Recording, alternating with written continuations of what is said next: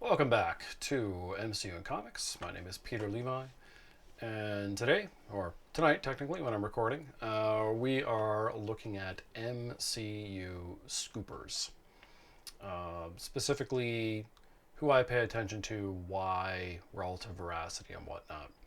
I posted the written version of this a couple days ago, but I wanted to go through it in vlog form as well. This is pretty noodly stuff. It's not going to interest everybody, but the point of it is just to go through who these people are, why I pay attention to them, and that's pretty much it. Just so you can understand the references when I bring these people up, what they're about. So, start off with the basic stuff. We have the trades. These are large-scale publications who can afford journalists. Some of them cover the MCU. We're talking about places like Variety, The Hollywood Reporter, Deadline. These people do put out scoops now and again. Mostly it's just regular news, but they do put out scoops. Those scoops are of good quality. You can generally trust them, although it's worth knowing that all these journalists have to, in some sense, play ball within the industry, so that they're not likely to post things that the big companies like Disney are not going to want them to. It's going to be corporate friendly for the most part. Next up is something called Production Weekly. I bring this up quite a bit. It is something you yourself can actually purchase if you wish. There is a free version of it, which isn't particularly informative, and then a very expensive paid version of it. And this product is what fuels one of the major scoopers, Daniel RPK, and a bunch of other people. And it's something that most of the major scoopers utilize in one way, shape, or form to keep up to date. So what is this? Well, here's a quote from the publication itself. Production Weekly provides professionals working in film and television industries with the most comprehensive production breakdown available. Our professional research staff continuously tracks and compiles up-to-date data on projects in various stages of development. Subscribers enjoy access to projects in pre-production, preparation, and development for the major studios, as well as independent films, network, cable television, movies, pilots, series, etc., etc. Published every Thursday, each issue is revised weekly with an average of over 100 listings. Contains project title, production company info, above-the-line crew, producer, director, writer, unit production manager, line producer, and talent, in addition to the log line, location, and start wrap dates. If you have subscribed to Daniel RPK's Patreon, you've seen this material shown there, possibly filtered through his own transcription. I can't say for sure, but you have seen this very clearly. So this is a legit site. Occasionally information in there is wrong on some level, but just like the trades, it is something you can rely upon. However, you are never getting information from it directly. You are getting information that goes to subscribers who then transmit it in their own particular way. So whenever something is from Production Weekly, you can't be sure it's a direct quote. It's worth keeping in mind. There are a couple other fan sites which tend to do their due diligence, even though they rarely offer scoops. One is Bleeding Cool. So it rarely has scoops, but the ones I've seen have been accurate. And then there is The Wrap. Now, a lot of people consider The Wrap one of the trades. Maybe. On a Marvel scale, it's very small, and the stuff they have tends to be pretty minimal. But it would be another one where, essentially for both, you would expect them to have at least a couple sources confirming what they are putting out. But they are quite infrequent. So Genuine Insiders, there is exactly one. This is an anonymous person who uses the tagline Roger Wardell. They put out their information through Twitter. They first appeared in 2012 and have tweeted very infrequently from then until now. The last time was in June of 2019. They are largely accurate. Their information is definitely inside info. No one knows who this is. In fact, theoretically, it could be several people sharing the account, although I think that's very unlikely. I believe it's somebody's family member.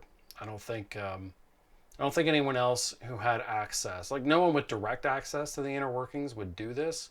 So it'd have to be someone who knew them, and the most likely kind of person to put out this kind of info is someone's family member. That's my guess. So besides the official organs and our insider, we have our core scoopers. 4 people, 3 really now, since one has basically been run out of the industry. But 4 people who I think form the cornerstones of who MCU scoopers are over the last 2 to 3 years. The big kahuna, the big guy is Charles Murphy. He currently runs his own website, but he originally was an MCU Exchange writer. MCU Exchange is a website. And I encountered him in those days. He, was very good at taking cast listings from Production Weekly and guessing who they would be, because the Netflix shows would use they wouldn't use the exact character name. They would just use something coined off of that. And he was very good at figuring out who was who. So I came into touch with him pretty early on in his career doing this. From MCU Exchange, he went on to that hashtag show. Then he started a podcast, and then eventually over to his own website. He has a good reputation and a good track record. His information comes from a mix of places. I know he has access to Production Weekly, directly or indirectly, I'm not sure. He has, or had, you never know when these sources go away, but he has a agent source, possibly more than one, but one for sure. He is very good at sleuthing through people's social media, IMD Pro, that sort of thing, to deduce what's going on. He's quite good at that. It's like detective work, I guess. However, he does all this for fun. And while he does have a Patreon and a website, that is not his primary source of income. I believe he's a teacher in Michigan, if my memory serves. So this is something that he's very invested in and spends a lot of time on, but it is just a hobby.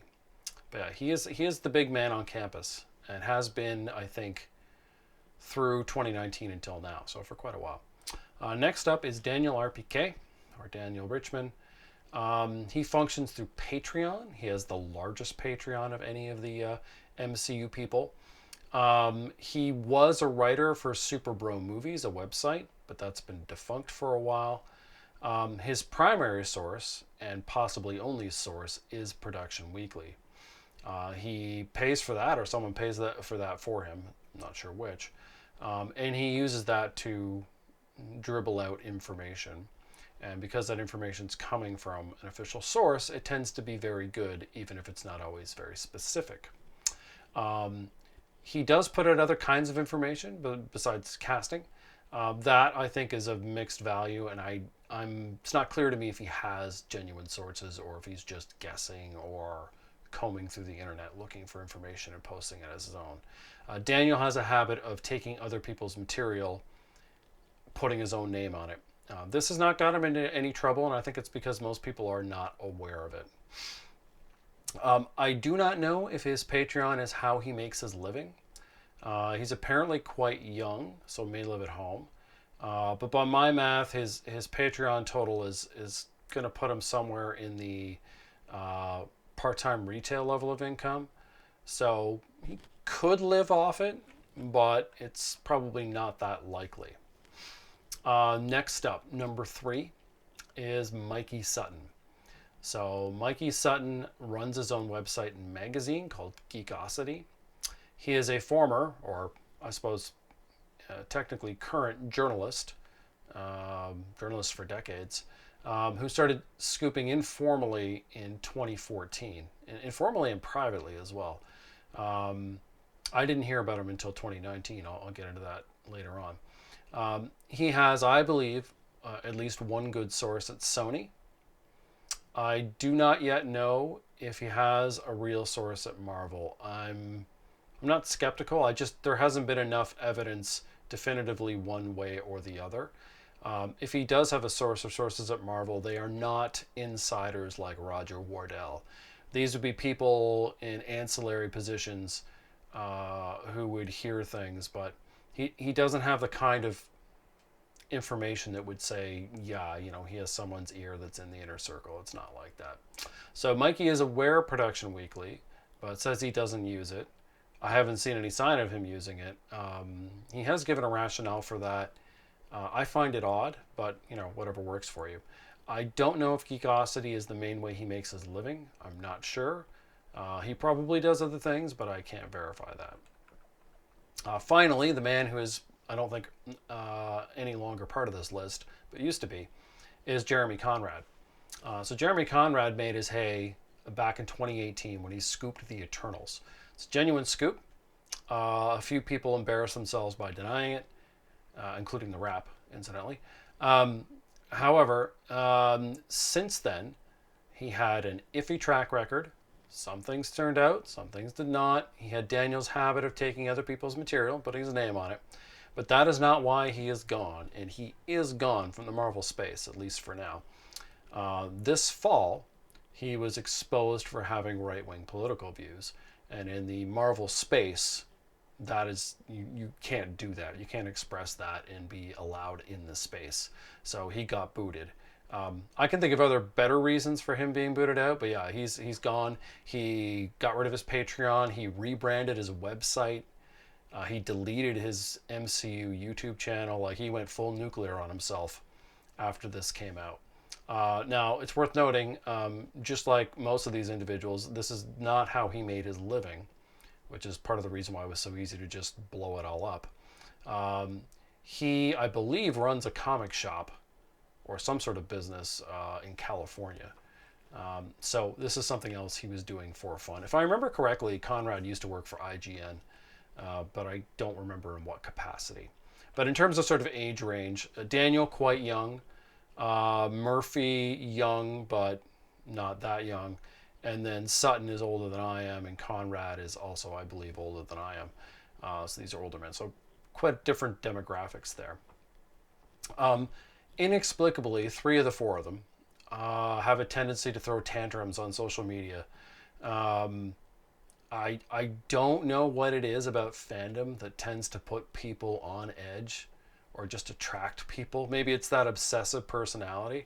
But yeah, all 3 of them have had some pretty big blow-ups on social media, and I find it just odd. Sutton has avoided that.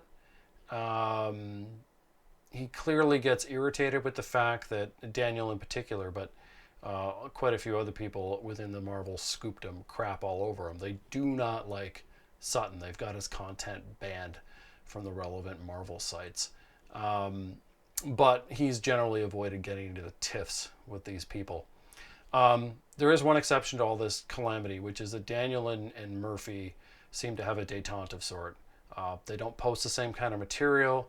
They don't talk shit about each other. They sort of leave each other alone. Which is why I think Murphy does not cite Production Weekly or use that information very often, because that's Daniel's bread and butter. I have no idea if they're friends or if they just came to an agreement. I'm just speculating, but given how these people tend to interact, they obviously just decided not to fight with one another. There are many remaining, but we're going to chop these down into quick categories here, so it's not just a long list. People who don't seem to necessarily have a direct connection to any of these 4. Jacob Fisher, the editor-in-chief at Discussing Film. Doesn't scoop that often, but the stuff he's put out, if my memory is correct, is pretty solid. It's quite light, though. You'll get a little bit of casting, some stuff he gets from personal connections. But he would be one. Next is Christopher Mark, the writer and editor of HN Entertainment. Best known for nuking Conrad. He's the reason Jeremy Conrad is gone. His scoops tend to be like noodly things like where filming is going to occur and when, which is stuff that doesn't interest me really at all. Outside of that, he's hit and miss, although sometimes the speculation's on target. He does, Mark specifically, Fisher I'm less sure, but Mark is friendly at least with the Daniel Murphy camps, at least as far as I can tell. Then you have what I call the Daniel Circle. That's my terminology. So these are people that I believe get their information, their scoops, the vast majority of them anyway, from Daniel, which is essentially from Production Weekly. I was able to figure this out this past summer when Richard Nebbins accidentally gave it away. So what I believe is Daniel farms these things out either individually or he gives them to a person who then passes them on to other writers. And this applies to people at Geeks Worldwide, the Illuminati, the Direct, possibly more. For sure, casting stuff. They do occasionally post things that are not casting. Those I'm less sure if they're from Daniel or not. And I don't know, I don't know really the mechanism of who and why people get what they get. A lot of these people as well have gone on to other things. But what's interesting is he gives them this information, but they don't credit him. They report it like it's their scoop. Even though very clearly, especially if you follow his Patreon, you can tell that's where the information is from. And this quite wide circle of people support Daniel's content in a way. And I think they're part of the reason why he has such a broad influence. I'm not going to go through all the names. It's quite extensive, but it's in the written version. Daniel, incidentally, when I first encountered him, which is back in 2018, was better known, at least to me, as a DC guy. But now he's much more Marvel with a little DC sprinkled in. I imagine that changed probably just because the relative popularities of the one over the other is quite significant.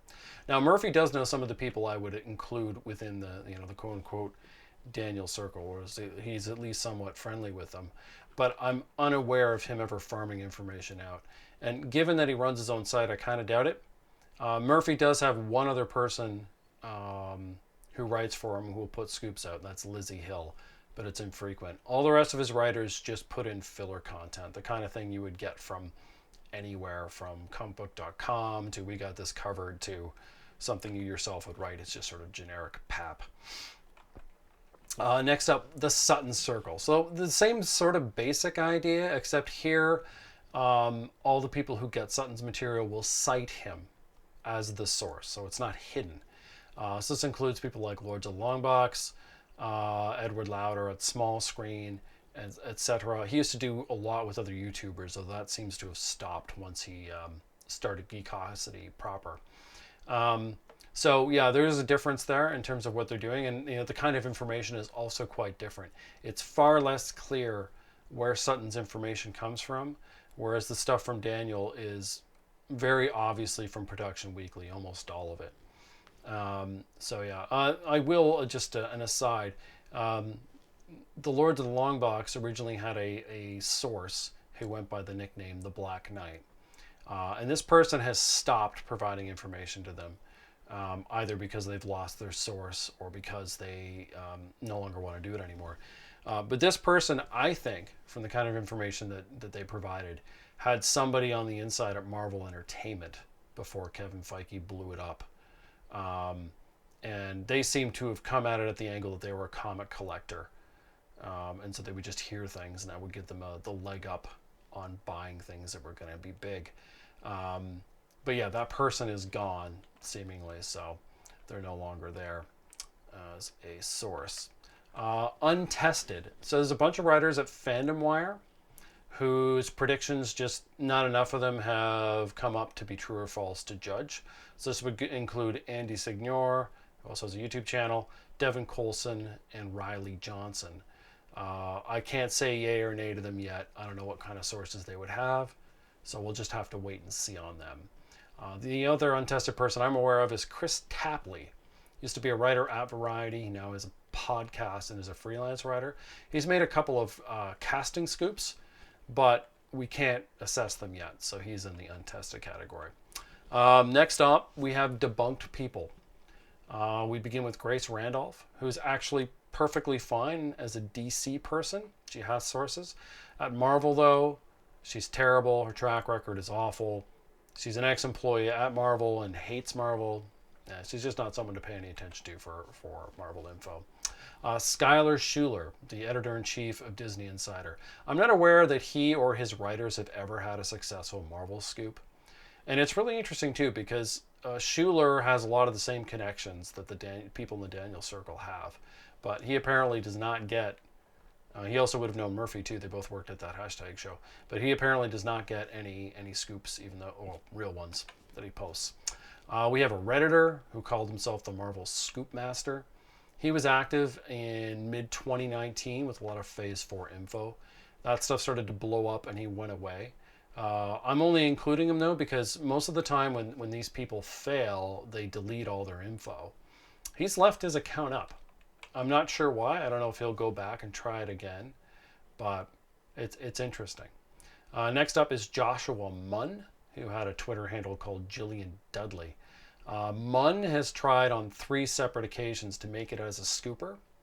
Unfortunately, he just makes everything up, so when it doesn't turn out, nothing happens from that.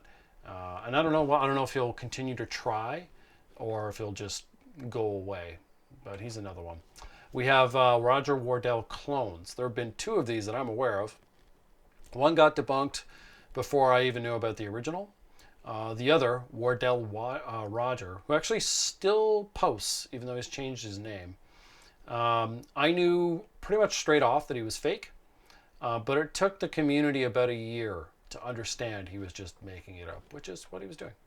Finally, there is a writer from Fandom Wire that we can tick off as debunked. That's someone named James Trouten.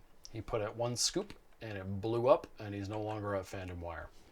What I'm not including in here are sites like We Got This Covered, Cosmic Book News, etc., Full Circle Cinema, whatever. These are sites that will post anything and everything. We Got This Covered in particular is terrible for clickbait, so they're not worth paying attention to. That doesn't mean they've never had something be correct. I'm sure it's happened. If you're willing to print anything, it might turn out. But because they have no standards, you can't credit them for anything, so they're not worth tracking. So I mentioned the scooping world's kind of small. I'll just briefly go over that. So from MCU in Exchange, you had Charles Murphy, who I mentioned before, Richard Nebbins, the guy who accidentally gave away Daniel as his source, and Pierre Schanlow, who is now at the Direct, but is also a Reddit mod, and I think has helped translate the desires of people he's friends with into the various Marvel subreddits. People at that hashtag show, so Murphy again, Nebbins again, Joe Deckelmeyer, who Daniel calls a good friend. He used to post scoops from Daniel. He does other things now. Braxter Timberlake, who's at, I think it's the Illuminati. Brandon Zachary, I think that's the Illuminati as well. And then the aforementioned Schuler, who's now at Diz Insider.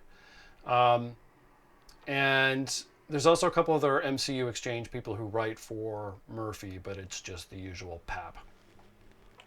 So my experience with scoopers. These are few. I have sought none really. Like I haven't specifically gone out to interact with them.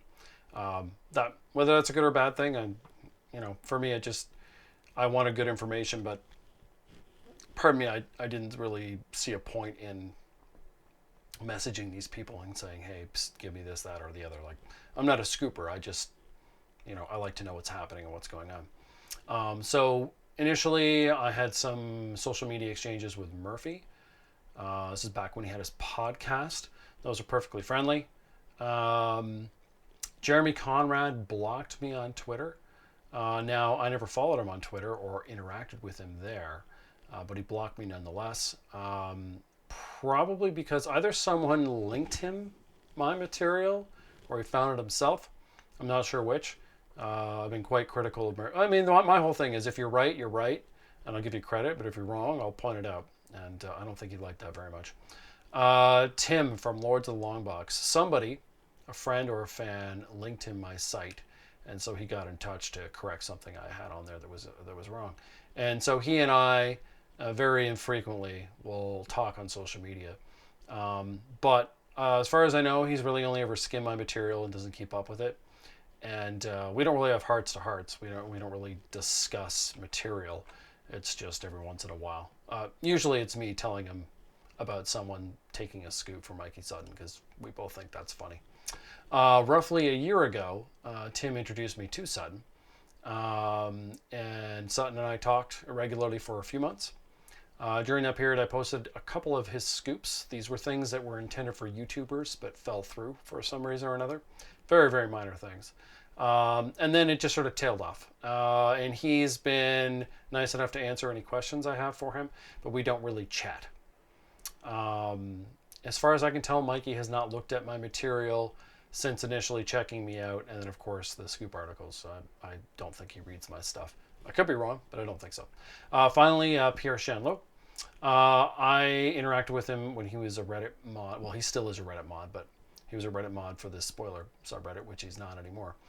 And I assisted him by providing him with some information as he was putting together a veracity list for scoopers. And then he stopped talking to me once he had my info. so there was no friendly conversation there. That was just purely an information exchange going one way. And that's pretty much it. I will say that the scoopers, I think one of the reasons they have a tendency to be high strung is when they're wrong, they get a barrage of criticism and they don't like that. Now, to me, the proper way to handle that would be to say, hey, I got this wrong. My bad. My source was incorrect. Whatever it is, it's very easy to just own up to it and move on with your life. But I think they're so afraid it's going to damage their reputation, they don't want to acknowledge it. So the tendency instead is to kick and scream and yell and block people and go crazy. And unfortunately, that tends to be the response. Denials, or they get very cagey with language.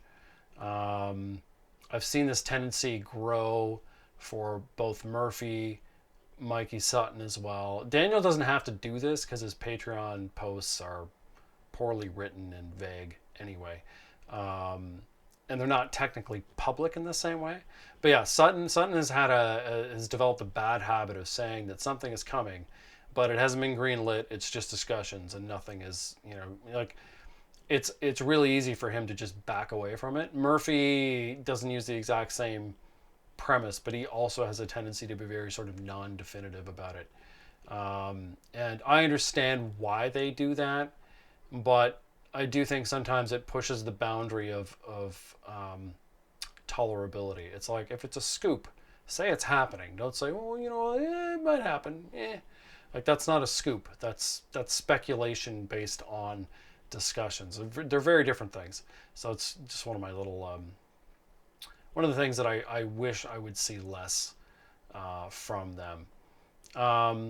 The other thing too, I'll just add at the end, is one of the sort of strange things, and you get a sense of this from Conrad being booted out, is the scooper community. They all espouse the same sort of views. They tend to have the same opinions on Marvel IP. They tend to have the same opinions on the world and life in general. It is a very monolithic view. There is, ironically enough, almost no diversity within the MCU scooper sphere. They are, if you took the names away, you'd have a very difficult time telling even people who hate each other apart, like Daniel and Mikey Sutton. They're very similar people when it comes to this space. And I think, seeing what happened to Conrad, I think that's largely a survival strategy because, and I'm not trying to defend Conrad's silly views, but it is an odd thing to me just how monotone they are. And you see this even beyond that in sort of the broader fan coverage when you get into places like Emergency Awesome or Screen Crush or whatever. You get into these new rock stars, where these people, they tend to have the same opinions over and over again. It is quite mind-numbing.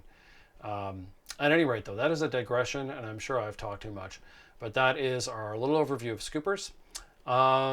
There may be one or two things that I change my opinion on as we go forward. That's possible. I might have missed something. If I do, I will certainly correct it. But hopefully this was informative and helpful, and you can always come back to it if you have no idea who I'm referencing in an article. They will be discussed here. So next up for me, I will be doing a vlog covering the lengthy news digest I put out, which could have been longer. I actually had to move some things.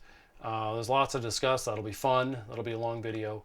And I will see if I can record that tomorrow, knock on wood. So we will see you next time.